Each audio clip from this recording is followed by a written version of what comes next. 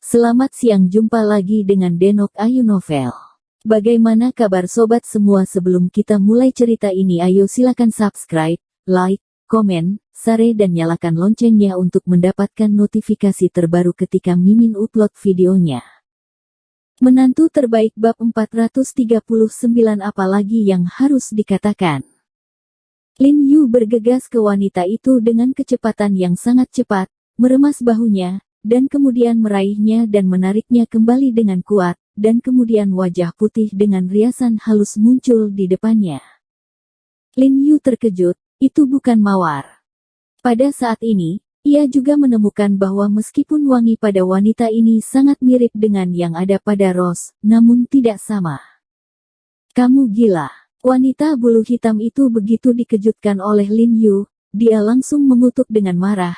Tapi setelah dia melihat wajah Lin Yu dengan jelas, kemarahan di wajahnya tiba-tiba menghilang. Dia tersenyum dan mengulurkan tangan. Jari-jari yang dilukis dengan cat kuku merah dengan lembut mengambil dagu Lin Yu, dan tersenyum, pria kecil yang tampan. Jika Anda ingin informasi kontak saudara perempuan Anda, katakan saja, mengapa Anda begitu kasar? Meskipun wanita ini bukan mawar, pesona sembrono dari senyumannya agak mirip dengan mawar, dan Lin Yu tidak bisa membantu tetapi terlihat sedikit tercengang. Melihat Lin Yu terkikik seperti ini, wanita itu mengulurkan tangannya di bahu Lin Yu, bersandar pada Lin Yu, dan tersenyum seperti mata sutra, pria kecil yang tampan, cari tempat untuk minum di malam hari.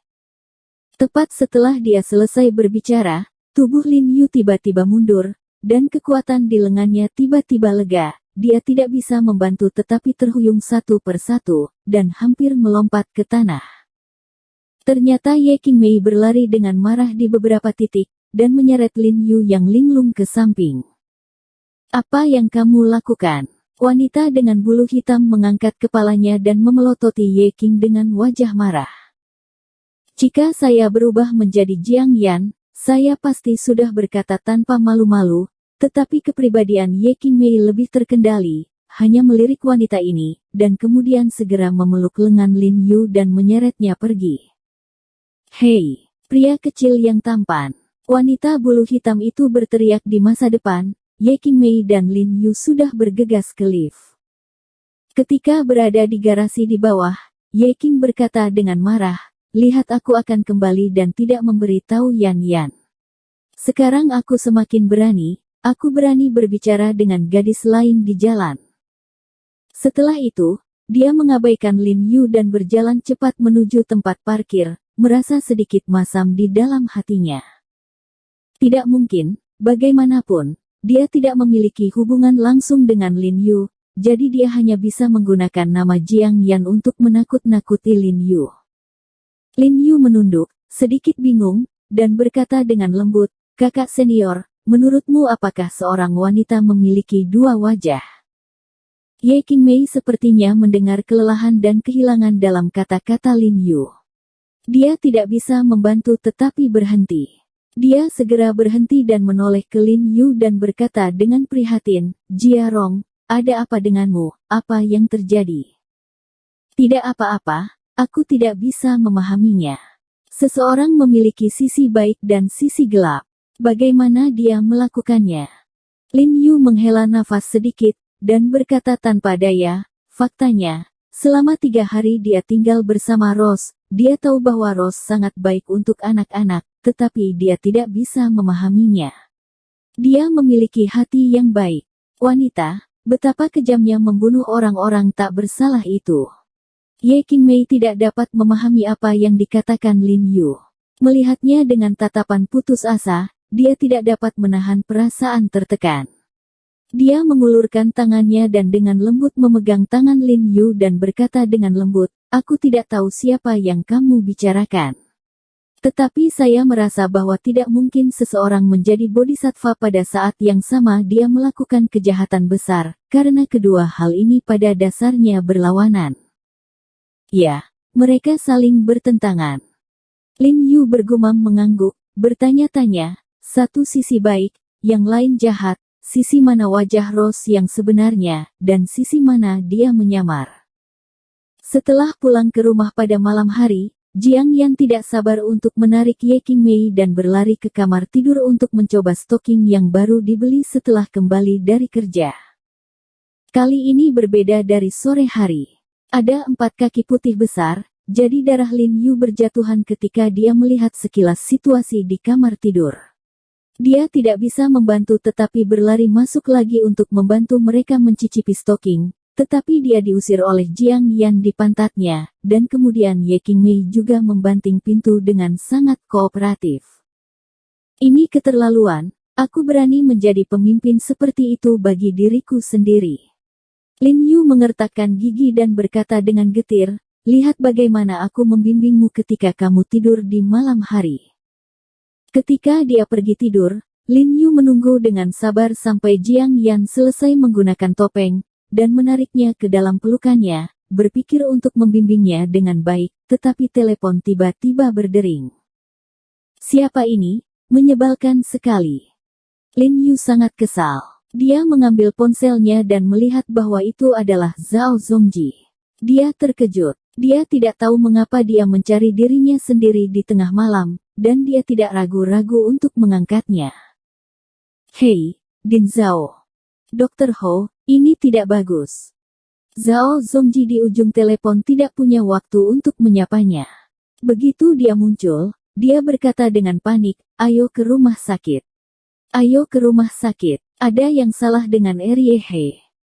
Masalah terjadi. Ekspresi Lin Yu berubah, dan dia buru-buru bertanya, ada apa? Ini, setelah meminum obat Cina yang kamu berikan padaku, aku tidak bereaksi dengan baik. Zhao Zongji berkata dengan bingung, dengan nada yang sangat tidak pasti, kamu bisa datang dan melihat-lihat dulu. Lin Yu terkejut saat mendengar kata-kata itu, lalu segera mengangguk dan berkata, oke.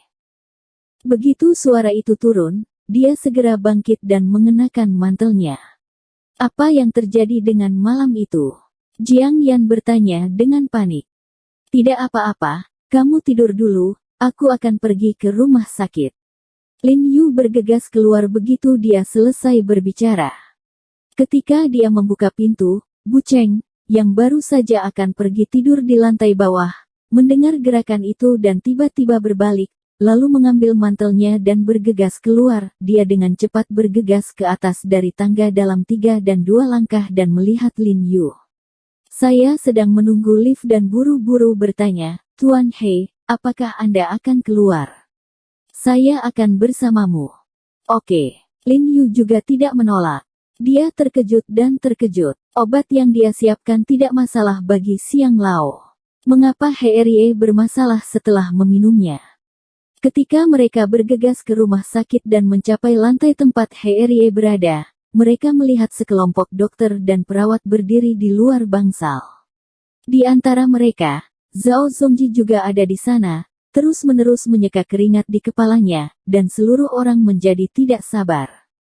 Saat ini, sekelompok dokter sedang sibuk melakukannya, dan ahli bedah mereka tidak dapat membantu. Presiden Zhao, ada apa? Lin Yu bergegas ke arahnya. Dr. He, kamu di sini. Zhao Zongji melihat ekspresi wajah Lin Yu bahagia, bergegas menghampiri dan meraih tangan Lin Yu, dan berkata dengan cemas, masuk dan temui Riehe, dia sudah memandikannya. Ini di atas perut, tetapi keterampilan fisik masih menurun dengan kecepatan yang sangat cepat. Siapkan tas jarum untukku. Lin Yu buru-buru berkata saat kulitnya berubah. Cepat, ambil tas jarum untuk Dr. He. Zhao Zongji segera memerintahkan seseorang untuk membawa tas jarum itu ke Lin Yu. Lin Yu mengambil tas jarum dan bergegas ke bangsal, dan melihat sekelompok dokter mengelilingi He. Salah satu dokter yang lebih tua menekan tangannya di dada He, membantunya dengan keras. Resusitasi jantung paru, sementara data saturasi oksigen darah yang ditampilkan di monitor terus menurun dan sudah turun di bawah 60%.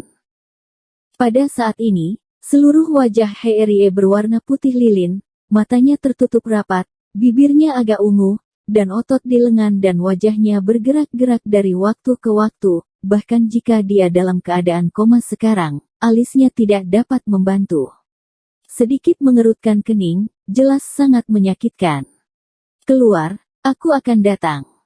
Lin Yu berteriak pada direktur penyakit dalam dengan suara yang dalam, dan kemudian mengeluarkan beberapa jarum perak yang terjepit di antara jari-jarinya, dan berlari ke arah Heerie dengan tangan yang cepat, menusuk dada Heerie dengan 4 jarum berturut-turut. Setelah 4 jarum ditusuk, dada Heerie tiba-tiba bernafas dengan cepat, seolah-olah hidung terjepit itu tiba-tiba dilepaskan, dan saturasi oksigen darah di monitor juga meningkat dengan sangat cepat. Naik. Para dokter segera menghela nafas lega ketika mereka melihat pemandangan ini, dan memandang Lin Yu dengan kagum. Dia memang presiden Asosiasi Pengobatan Tiongkok. Namun, tangan Lin Yu tidak berhenti saat ini, dan sekali lagi mengeluarkan beberapa jarum perak, dengan rapi menusuk perut Heerie di dekat hati, dan pada saat yang sama perlahan-lahan memindahkan kekuatan spiritual di tubuhnya seperti tubuhnya, mempercepat hati. Metabolisme. Dengan berlalunya waktu, gejala gemetar otot Heerie berangsur-angsur menghilang, dan wajahnya yang pucat menjadi kemerahan lagi pada saat ini, nafasnya sudah tenang, seperti orang biasa. Lin Yu menghela nafas lega saat melihat adegan ini, lalu mencabut jarumnya, membuka mulut Heerie dan melihatnya. Dokter He, ada apa dengan Heerie He? Dokter penyakit dalam bertanya dengan heran. Apakah karena dia memiliki perawakan khusus dan tahan terhadap obat Cina yang Anda rumuskan? Tidak, dia diracuni. Lin Yu berkata dengan wajah cemberut. Keracunan. Warna kulit beberapa dokter tidak dapat membantu berubah, dan mereka jelas terkejut. Bagaimana kabar saudara kedua saya? Tiba-tiba ada suara di luar pintu, dan kemudian dia melihat saudara He Ziqin dan He Ziheng bergegas dari luar dengan orang-orang yang sedang terburu-buru. Tidak apa-apa, situasinya telah stabil. Lin Yu berdiri dan berkata dengan suara yang dalam. He Ziqin berjalan cepat ke adik kedua, meletakkan tangannya di dahi dan leher adik kedua, dan mencobanya. Melihat bahwa tidak ada masalah besar, dia menghela nafas lega. Baru saja dia menerima telepon dari Zhao Zongji, yang benar-benar membuatnya takut. Zhao tua, apa yang terjadi? Wajah He Ziqin menjadi dingin, dan dia bertanya dengan tajam, kenapa aku masih kesulitan minum obatnya? Saya tidak tahu ini. Saya dulu minum obat yang diresepkan oleh Tuan He. Tidak apa-apa, tapi tidak butuh waktu lama setelah saya meminumnya hari ini. Ada masalah, kata Zhao Zongji tanpa daya. Sial, aku berkata bahwa keterampilan medis anak ini tidak bisa diandalkan. He Ziqin langsung menunjuk ke arah Lin Yu dan mengutuk saat mendengar kata-kata, itu racun 3 butir. Minum begitu banyak obat beraroma setiap hari, aneh jika tidak diracuni. Dia awalnya memiliki pendapat tentang Lin Yu, jadi dia segera menghadapi Lin Yu tanpa pandang bulu. Kakak, jangan khawatir, mungkin kakak kedua juga makan beberapa hal lain yang berantakan malam ini, yang tidak sesuai dengan obat-obatan, mungkin. Dia Ziheng jarang berdiri saat ini dan mengatakan sesuatu yang baik kepada Lin Yu. Sama sekali tidak ada hal seperti itu. Kepala perawat yang bertanggung jawab atas keperawatan bergegas mendekat dan berkata, kita semua memberi makan Heerie sesuai dengan diet yang diperintahkan oleh Tuan He. Begitu, obatnya adalah obat yang dia siapkan, dan nasinya adalah nasi yang dia siapkan. Hampir memakan orang sampai mati. He Ziqin menoleh, menatap Lin Yu dengan dingin, dan bertanya, sekarang aku ingin bertanya padamu. He Jiarong, apa yang harus kamu katakan? Bersambung. Terima kasih kepada kalian yang telah menonton video ini. Jangan lupa tekan tombol subscribe-nya dan nyalakan notifikasinya untuk mendapatkan video-video seru lainnya dari Denok Ayu Novel.